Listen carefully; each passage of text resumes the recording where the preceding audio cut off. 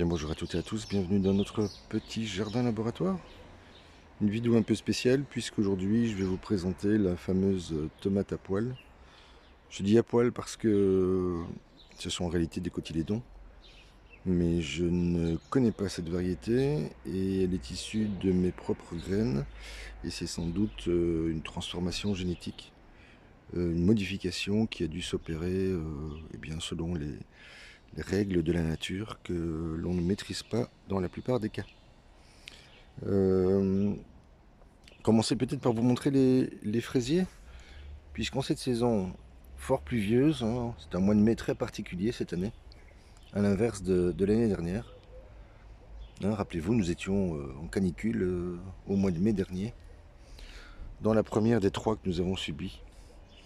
Et eh bien, je dois dire que l'idée de planter les fraisiers sur une période de 3 semaines, eh bien, comment dire, pour séquencer la récolte, eh bien, ça me semblait être une bonne idée au départ, mais les températures font que les fraises arrivent pratiquement toutes au même moment.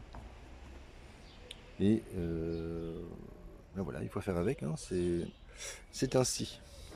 Alors avant de vous parler des salades, je vais peut-être vous montrer les semis de persil plat que j'ai réussi cette année. J'en suis plutôt satisfait. De même que le basilic, mais qui est à l'intérieur, ainsi que le thym. Hein, ce sont des essais cette année. Bien, je veux dire que c'est plutôt réussi. Tiens, de même que la roquette. Enfin, la roquette, là, c'est un peu moins compliqué de la réussir. Par contre, les aubergines cette année, eh bien, c'est un désastre. Hein. Je crois que c'est lié aux basses températures que nous connaissons. Alors, je vous montre les salades parce que je vous en parlais. Hein, vous savez qu'en permaculture stricte, on peut laisser les trognes, le système racinaire en place. De toute façon, dans ce cas-ci, il est tellement dense qu'il est pratiquement impossible de le retirer. Mais vous voyez que les salades ont déjà repris de la vigueur. Les 4 saisons comme les feuilles de chêne rouge. Et donc, voilà, c'est reparti. Alors, je pensais ne pas les laisser refaire cette planche. Et puis finalement, je me dis qu'il serait bon pour moi comment dire, de calculer le temps entre la première récolte et la deuxième. Et voir si c'est utile ou pas à l'avenir de le faire. Dans d'autres cas, bon, je vais vous passer le petit jardin, voilà, tout se passe relativement bien, à l'exception, je vous le disais, de ces fortes pluies qui ont tendance à abîmer les jeunes feuilles de salade. Et donc je vous le disais, dans ce cas-ci, je laisse également les trognes et je suis venu intercaler de nouvelles salades. Alors j'ai fait ça hier soir, de manière à voir si les nouvelles salades peuvent profiter de ce même sol. Bon, bien nous verrons, hein, à l'avenir, je ne suis pas certain que l'opération réussisse. J'ai bien peur que les salades soient un peu trop petites et que j'aurais dû sans doute nettoyer complètement la planche. Mais voilà, nous verrons. Alors dans ce cas-ci, oui, dans cette planche-ci, ça se passe bien. Les salades ont repris de la vigueur, elles se sont toutes redressées. Et la fameuse tomate dont je vous parle, je ne sais pas si on le voit bien à l'image. Voilà, toutes les feuilles ont des cotylédons. Alors c'est censé être une mini tomate jaune de type Orango. Eh bien, bien nous verrons hein, ce que ça donne. Je l'avais mis en terre il y a 2 ans. L'année dernière, je n'en ai pas fait. Et j'ai découvert cette étrangeté. Voilà. On verra bien si les espoirs que nous fondons dans la réussite du goût de cette tomate eh bien, sera au rendez-vous ou pas. Ça peut être un échec comme ça peut être une belle surprise. Alors, rapidement, vous voyez que le jardin s'exprime hein, cette saison. C'est sans doute un des plus beaux mois de l'année, avec le mois d'août, la fin août, le début septembre. Et que les choux sont devenus, ont pris des tailles importantes. Hein. Protégés par ce système fort simple et qui est très efficace. Les aubergines ont énormément de mal. Le persil, lui, se débrouille très bien. Et les tomates, les plants de tomates se sont raidis, se sont endurcis, donc ils ne demandent plus qu'à croître. Et ça devrait se faire à partir de ce week-end, puisque nous allons à des températures plus élevées. Alors je suis assez content également des semis de mes semis de salade. La laitue du jardinier de mémoire. Et je veux dire que bon, voilà, ça se déroule plutôt bien. Les oignons n'ont toujours pas fleuri. Et vous voyez ces salades. Voilà. Il y en a bien une ou deux qui a été piquée, mais dans l'ensemble, ça se passe bien. Alors les petits pois, même chose. Hein. Les pommes de terre là-bas ont un peu plus de mal. Ce sont des binges, mais elles ont été placées avec très peu de germes. Et elles sont dans du broyat qui a tendance à se compacter avec la pluie. Et bien voilà, on va poursuivre l'essai. Alors dans ces planches, ça se passe bien. Je n'ai toujours pas terminé ma plantation de tomates. Parce qu'il y a beaucoup trop d'humidité à mon goût. Et donc je préfère encore patienter jusqu'à ce week-end. Alors je vous parle peut-être de ceci, puisque j'ai commencé le réaménagement de ces carrés potagers. Et j'y ai placé deux structures confectionnées en bois.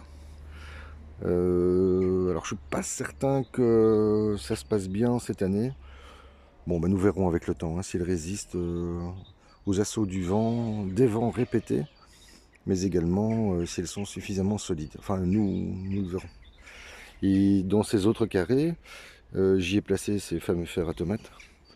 Bon, je ne suis pas fan de cette technique, mais voilà.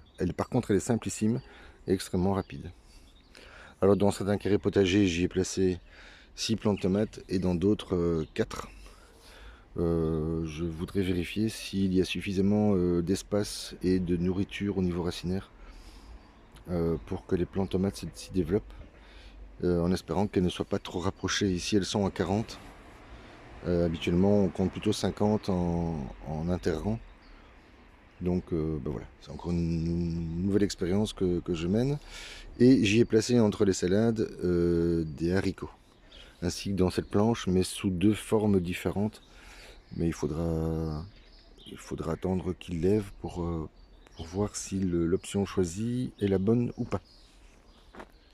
Alors rapidement, je vous montre peut-être ce petit coin-ci qui est le premier à avoir été planté. Rappelez-vous, couvert par les serres, les mini-serres chapelles, que j'ai fini par pouvoir ranger ici. Bien, je veux dire que dans l'ensemble, ça se passe bien. Les plants se développent à une croissance régulière. Voilà. Et voilà, elles sont à mes yeux réussies cette année. Les premières pommes de terre, semaine 1, semaine 2, semaine 4. Ces deux variétés-ci sont les mêmes. Ces deux rectangles potagers sont les mêmes.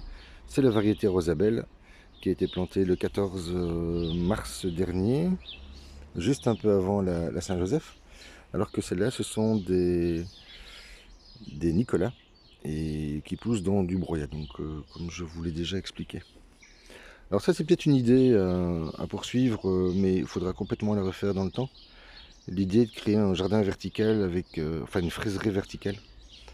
Après avoir tenté la fraiserie au sol et la fraiserie sous forme de bar à fraises. Voilà, je pense que l'idée mérite d'être creusée et d'être réitérée à l'avenir. Qu'est-ce que je peux vous montrer? Oui, je continue à récupérer un peu de matériel. Il faut que je réaménage encore ce plan, autour du plan d'eau. Le pêcher, oui, il va falloir que je le redresse. Je lui ai déjà mis un tuteur, mais je vais devoir en mettre un deuxième.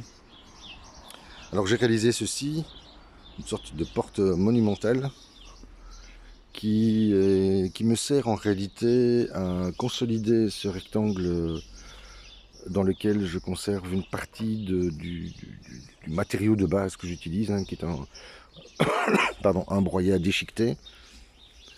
Vous voyez, et qui offre voilà, tout de suite la présence de la vie dans le sol.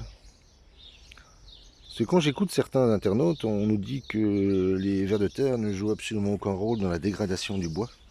Mais moi, je dois bien avouer que j'observe le contraire. Il n'y a pas seulement que les champignons ligniphage, hein, qui mange la lignine du bois.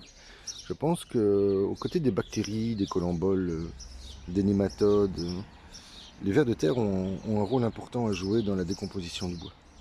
Enfin, ce serait à vérifier évidemment auprès d'un spécialiste, hein, ce que je ne suis pas.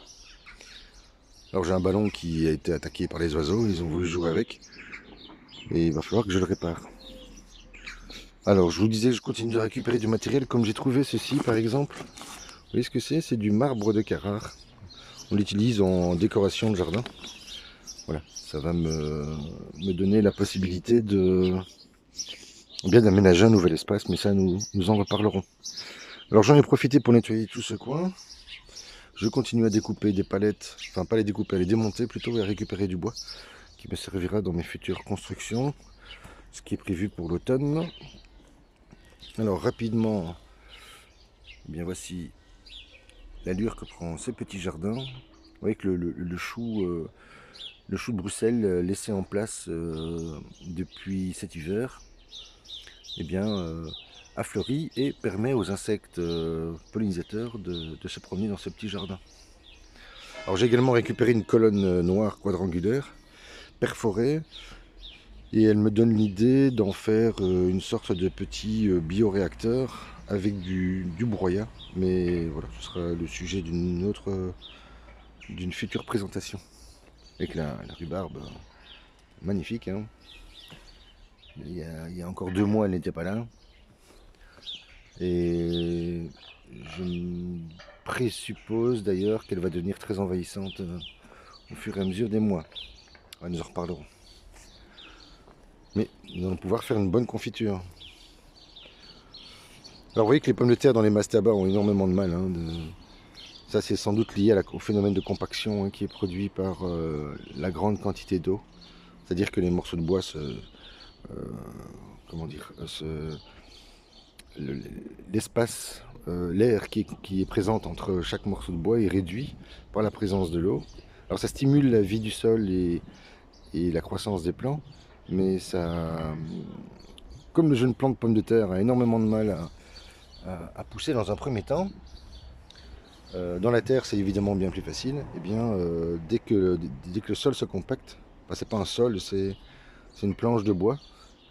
Dès que cette planche se compacte, on a ce phénomène de battance, hein, qui est présent et qui limite les capacités du plant à se développer dans l'espace.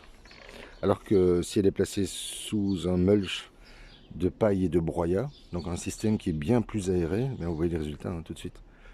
Alors que celles-ci ont été plantées à 15 jours de différence. Les petits pois, eh bien ça se passe bien, il va falloir que j'enlève le filet. Il devrait encore monter d'une cinquantaine de centimètres. Donc il va être temps que j'intervienne. Voilà, je crois que je vais vous laisser ici. Je vous souhaite à toutes et à tous une très belle journée et je vous dis à très vite.